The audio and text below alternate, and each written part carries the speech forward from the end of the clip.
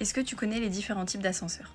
Déjà, on a d'abord l'ascenseur électrique. Donc il fonctionne avec un moteur qui est en machinerie qui est située soit en haut de l'immeuble, en bas de l'immeuble ou alors à côté de la gaine d'ascenseur. Ces moteurs, ils fonctionnent avec des câbles qui tractent la cabine. Donc en Ile-de-France, c'est quand même des ascenseurs qui sont très utilisés, on estime que ça représente encore 60 à 70% du parc.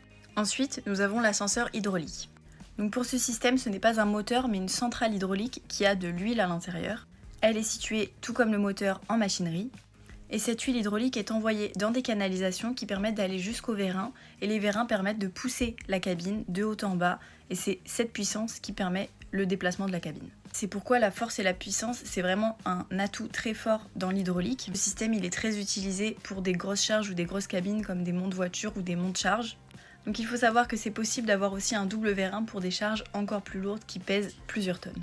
Donc il y a aussi un deuxième avantage avec ce système hydraulique, c'est le fait que la gaine d'ascenseur n'est pas obligée d'être à côté de la machinerie, elle peut très bien être à quelques dizaines de mètres, il suffit juste d'une canalisation qui puisse relier les deux.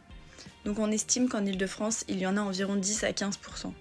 Terminons avec les ascenseurs sans machinerie, aussi appelés les SLM ou les sans local de machine. Donc ici, tout simplement, c'est des ascenseurs qui n'ont pas de machinerie, et donc la motorisation, elle est tout simplement dans la gaine, que ce soit en haut de la gaine ou en bas de la gaine. Donc en général, le moteur est en haut de la gaine et l'armoire de commande est sur le palier juste à côté de l'ascenseur. Il faut savoir que c'est de plus en plus commun d'avoir ce type d'ascenseur parce que c'est un gain de place et un gain de temps de ne pas avoir de local de machinerie.